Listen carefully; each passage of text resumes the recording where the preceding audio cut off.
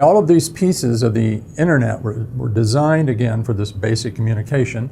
For example, there was no DHCP as we know it. There was no DNS as we know it.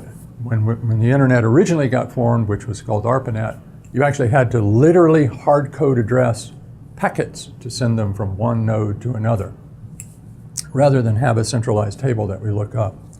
So over time, we've added protocols on top of there to help manage this mess, like DNS, so we don't have to remember the numbers. We can remember www.google.com. And we've added something called border gateway protocol, which is retaining some information about who a particular node talks to and what are the best paths and conditions on those paths. But once the internet got built and it became a commercial entity, when I first started, we were using ARPANET, and there were long debates on whether or not you could actually order a pizza on ARPANET, because that was considered a commercial activity. So you actually couldn't conduct ordering a pizza on ARPANET. When it became commercialized, it sort of blew open. And when things began to get connected to networks, one of the first things we discovered is that the internet had never assumed duplicity in any of its components. Rather, it assumed failure, but not duplicity. So there was nothing inherently built into it to distinguish when someone was actively trying to make it misbehave or do things that it wasn't designed to do. The people who really cared about this in the early days were governments, because governments designed the thing in the first place and began to attach them together. And so they began to look at ways that we might be able to deal with the duplicity and the anonymity issues. So how do we know what's going on, and how can we find people or entities that are misbehaving on it? And one of the first earliest attempts, which should be general reading for anybody in this field, is something called the Trusted Computer Security Evaluation Criteria, known as the TCSEC, or the Orange Book, because it was bright orange. And this came about in 1982, 83, 84 area. It was a joint publication and joint work done by NSA and NIST. And it was the first attempt to codify what a secure computer system looked like. And a lot of the principles that we now take for granted in computer security, such as the triad of secrecy, integrity, and availability, come out of the Orange Book, as does mandatory access control and discretionary access control, and notions of audit and secure boot and everything else, all written into that rather nice document.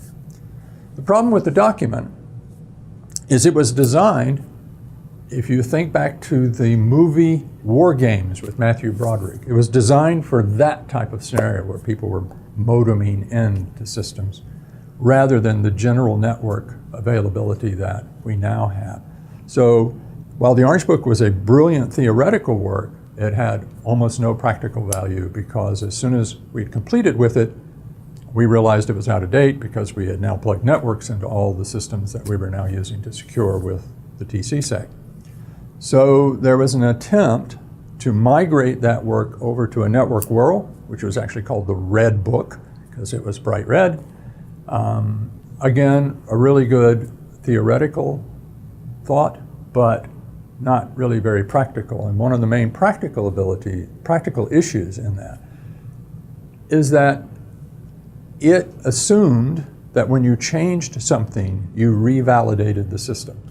And in a network world, that just doesn't work very well.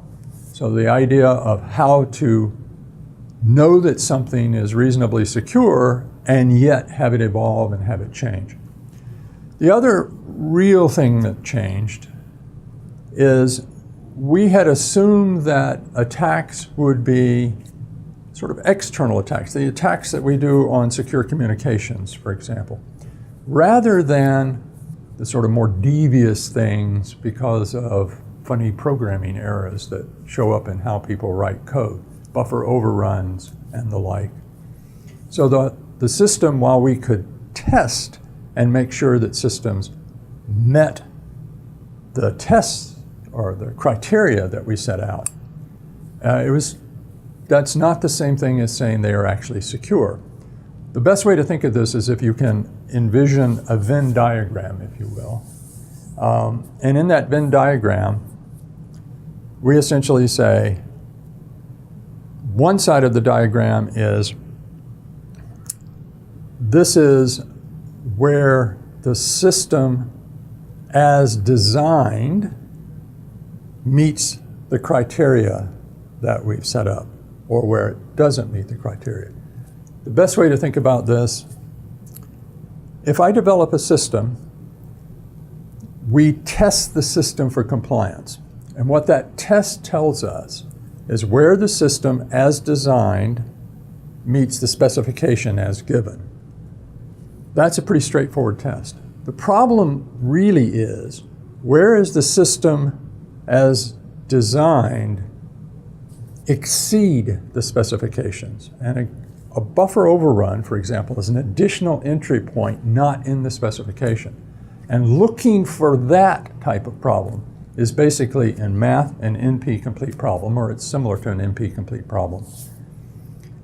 And there is essentially no way to guarantee that you have found that. The best way to think of this is, it's a lot like asking yourself, what is it that I do not know? Which is an extremely difficult question to answer. Or, if you think you have a methodology to look for all these artifacts or problems that occurred, how do you know when you're done looking? And if you can't answer that question, then you actually don't have a methodology.